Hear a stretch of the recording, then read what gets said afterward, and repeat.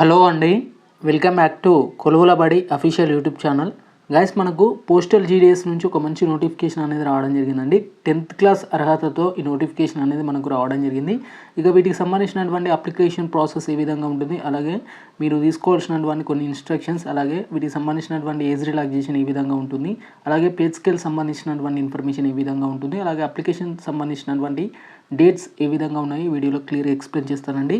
మనకి ఇక్కడ చూసుకున్నట్లయితే డక్ భవన్ సన్సార్ మార్క్ న్యూఢిల్లీకి సంబంధించినటువంటి ఏదైతే అఫీషియల్ ఉందో కమ్యూనికేషన్ డిపార్ట్మెంట్కి సంబంధించి పోస్టల్ డిపార్ట్మెంట్ నుంచి నోటిఫికేషన్ రావడం జరిగింది.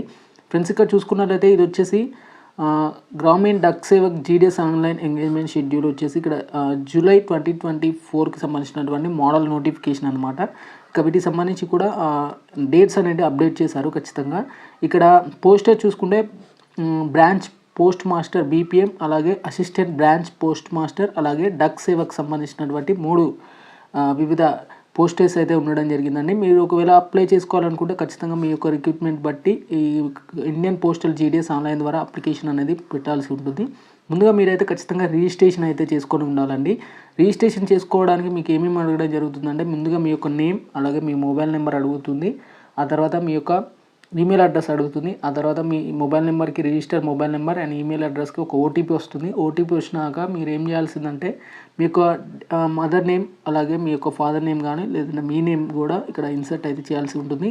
దానికి సంబంధించి ఇక్కడ క్లియర్గా చూసుకోవచ్చండి. They could need a valid mobile number and the active email address for the registration purpose. The candidates can only the one registration submitted online application filling up duplicate multiple registrations అయితే ఉండవండి. Only 1 registration మాత్రమే చేసుకునేదానికైతే వీలు ఉంటుంది ఖచ్చితంగా. ఇక online application is given and annexure 2లో క్లియర్గా mention చేయడం అయితే జరిగింది. దానికి సంబంధించి తర్వాత చూద్దాం మనం క్లియర్గా. ఇక రిజిస్ట్రేషన్ ఎప్పటి నుంచి స్టార్ట్ అవుతుందంటే, మనకు ఇక్కడ డెమోకి అయితే చూపెడుతున్నాం మీకు. ఇక్కడ 15/7 అని ఇక్కడ ఇవ్వడం జరిగింది. బట్ మనకి ఇక్కడ చూసుకున్నట్లయితే మనకు ఈ రోజు నుంచి అయితే స్టార్ట్ అవుతుంది. మనకు కమిషన్ వెబ్సైట్ ఒకసారి క్లియర్గా చెక్ చేయండి, అందులో మీకు క్లియర్గా అప్డేట్ అయితే ఉంది. ఇక వీటికి సంబంధించినటువంటి చూసుకోవచ్చు, కొంత ఇన్ఫర్మేషన్ అయితే ఇక్కడ ఉంది, అది కూడా ఒకసారి క్లియర్గా చెక్ చేసుకోవచ్చు మీరైతే. ఇక వీటికి సంబంధించినటువంటి పోస్టర్స్ చూసుకున్నట్లయితే జాబ్ రోల్ అండ్ పోస్టర్స్ సంబంధించి బ్రాంచ్ పోస్ట్ మాస్టర్ బీపీఎం సంబంధించి జాబ్ రోల్ ఏ విధంగా ఉంటుందంటే, ఇది వచ్చేసి day to day postal operations అండి. ఖచ్చితంగా మీకు డే టు డే వర్క్ అయితే ఉంటుంది. బ్రాంచ్ పోస్ట్ ఆఫీస్ బీఓలో ఉంటుందండి. అంటే బ్రాంచ్ పోస్ట్ ఆఫీసర్గా మీరు వర్క్ అయితే చేయాల్సి ఉంటుంది. And India post payments bank IPPB in the manner of prescribed by the department of time to time వచ్చేసి ఇక్కడ ఇవ్వడం జరిగింది. అలాగే ఇక్కడ నెక్స్ట్ వన్ వచ్చేసి marketing and promotions of product and services being the provided department of operating various services customer services centre సంబంధించి ఉండడం అయితే జరుగుతుంది.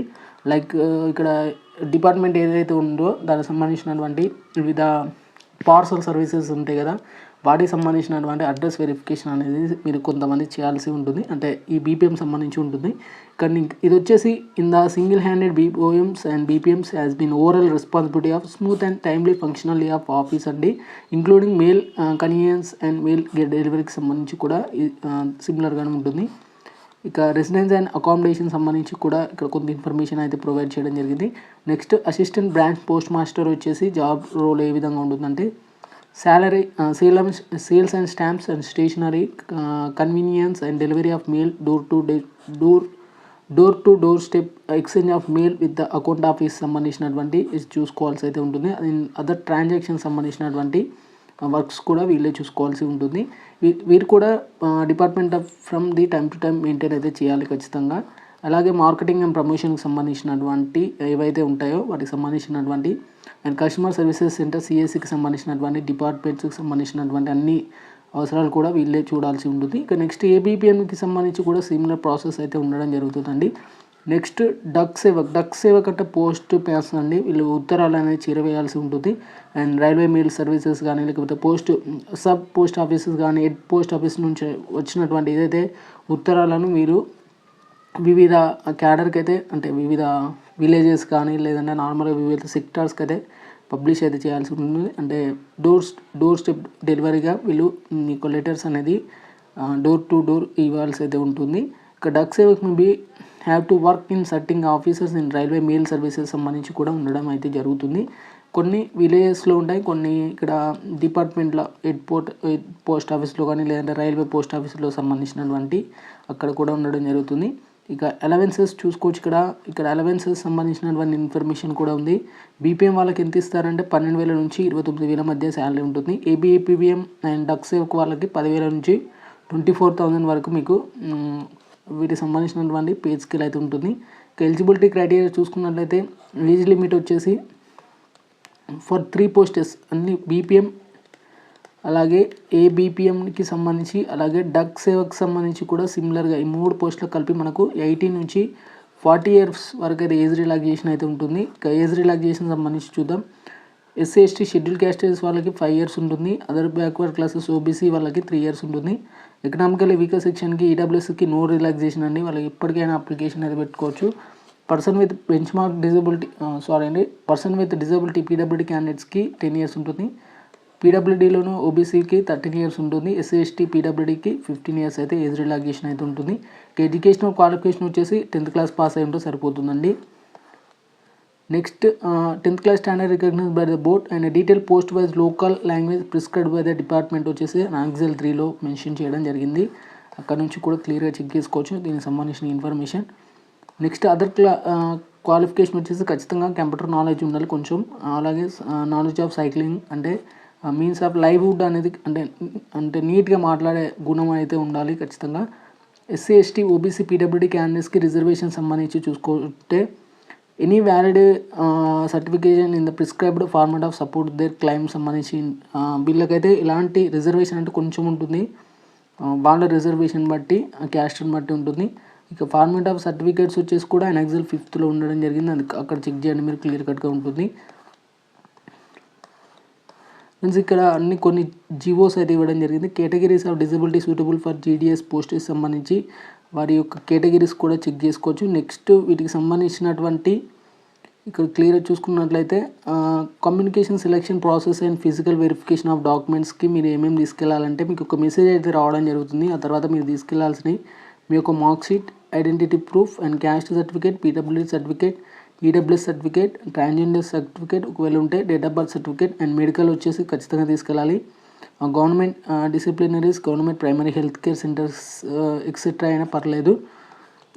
Certificate issued by the competent authority of respect of knowledge of tribal local areas సంబంధించినటువంటి ఏవైతే areas ఉన్నాయో వాళ్ళకి సంబంధించినటువంటి certificates అనేది తీసుకెళ్లాల్సి అయితే ఉంటుంది.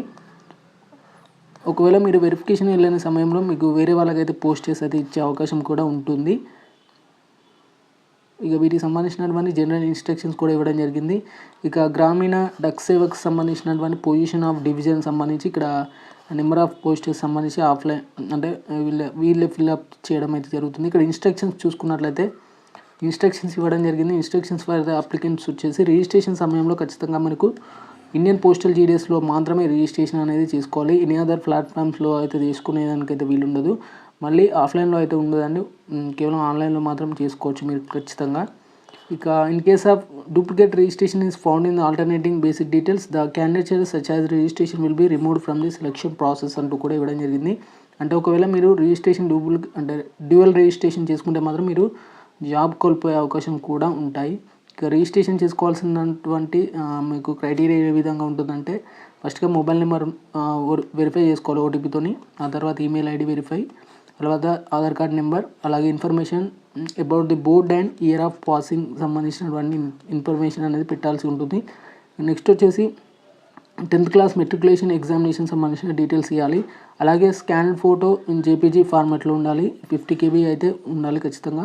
సిగ్నేచర్ కూడా అదే 20 KB ఉంటే సరిపోతుంది. ఇక పేమెంట్ ఆఫ్ ఫీ వచ్చేసి ఎస్సీ ఎస్టీ క్యాండిడేట్స్కి నో ఎక్సెప్షన్ అయితే ఉంటుంది, అంటే వీళ్ళు ఎలాంటి ఫీ అయితే పే చేయాల్సిన అవసరం లేదు. ఫర్ బీసీ క్యాండిడేట్స్కి మాత్రం 100 రూపీస్ అయితే ఫీ అనేది పే చేయాల్సి ఉంటుంది. పేమెంట్ వచ్చేసి ఖచ్చితంగా మనకు నెట్ బ్యాంకింగ్, క్రెడిట్ కార్డ్ లేదా డెబిట్ కార్డ్ ఆధారంగా పేమెంట్ అయితే చేయాల్సి ఉంటుంది. ఇక పేమెంట్ వచ్చేసి వన్స్ పే చేసినాక మనకు పేమెంట్ వచ్చేసి నాట్ రిఫండబుల్ అండి, ఇక్కడ ఖచ్చితంగా ఇవ్వడం జరిగింది. ఇక selection and divisional of exercising web options వచ్చేసి మీరు ఎక్సర్సైజ్ వెబ్ ఆప్షన్స్ ఇచ్చే ముందు మీ యొక్క రిజిస్ట్రేషన్ నెంబర్కు మళ్ళీ ఓటీపీ అడుగుతుంది. రిజిస్ట్రేషన్ నెంబర్ ఎంటర్ చేశాక మీ యొక్క డివిజన్ అడుగుతుందండి. డివిజన్ ఎంటర్ చేశాక మీకు ప్రిఫరెన్సెస్ అయితే పెట్టుకోమని కూడా అడగడం జరుగుతుంది. దీన్ని మీకు లైవ్ రూపంలో చెప్తాను ఫర్దర్గా వీడియో వచ్చేసి. అప్లోడింగ్ డాక్యుమెంట్స్ వచ్చేసి ఖచ్చితంగా 50 KB ఉండాలి. రీసెంట్ ఫోటోగ్రాఫ్ అండ్ సిగ్నేచర్ వచ్చేసి నాట్ ఎగ్జిస్టింగ్ 20 KBలో ఉంటే సరిపోతుందండి. ఇంకా సెలెక్షన్ అండ్ వెరిఫైయింగ్ అథారిటీ వాళ్ళు ఏం చూస్తారంటే మీ యొక్క మార్క్స్ అండ్ మీ యొక్క అకాడమిక్ ఇయర్ అండ్ మీ యొక్క మెరిట్ లిస్ట్ ఆధారంగా వీళ్ళనైతే సెలెక్ట్ అయితే చేయడం జరుగుతుంది. వీడియో అప్లికేషన్ ఫామ్ కరెక్షన్ వచ్చేసి మనకు ఫర్దర్గా అప్డేట్ చేస్తాడు. విండో ఆఫ్ కరెక్షన్ అప్లికేషన్ వచ్చేసి అంటే ఎడిట్ ఆప్షన్ వచ్చేసి ఫర్దర్గా మీకు డేట్స్ అనేది అనౌన్స్ అయితే చేయడం జరుగుతుంది. ఇంకా ఇది వచ్చేసి లాంగ్వేజ్ ఫర్ జీడిఎస్ ఎంగేజ్మెంట్కి సంబంధించి లిస్ట్ ఆఫ్ లోకల్ లాంగ్వేజెస్ సంబంధించి చూసుకోవచ్చు. మనకు ఆంధ్రప్రదేశ్ సంబంధించి చూసుకున్నట్లయితే తెలుగుకు సంబంధించి లోకల్ లాంగ్వేజ్ అవుతుంది. ఇక నెక్స్ట్ తెలంగాణకు సంబంధించినటువంటి లోకల్ లాంగ్వేజ్ అనేసి ఇక్కడ ఇవ్వడం జరుగుతుంది. ఇక తెలంగాణ వచ్చేసి చూసుకోవచ్చు అని తెలుగుకు సంబంధించి కూడా లోకల్ లాంగ్వేజ్ అయితే ఉండడం జరిగింది. నెక్స్ట్ వీటికి సంబంధించినటువంటి కొన్ని జీవోస్ అయితే ఉండడం జరిగింది. వాటికి సంబంధించినటువంటి సర్టిఫికేట్స్ కూడా మెన్షన్ చేయడం జరిగింది. ఈ ఫర్దర్గా మీకు జాబ్ వచ్చినాక ఈ ఫామ్స్ అనేది ఫిల్అప్ అయితే చేయాల్సి ఉంటుంది. ఫ్రెండ్స్, ఇక ఈ పోస్టల్ సంబంధించి మీకు ఎలాంటి డౌట్స్ ఉన్నా కానీ కింద కామెంట్ సెక్షన్లో కామెంట్ చేయండి.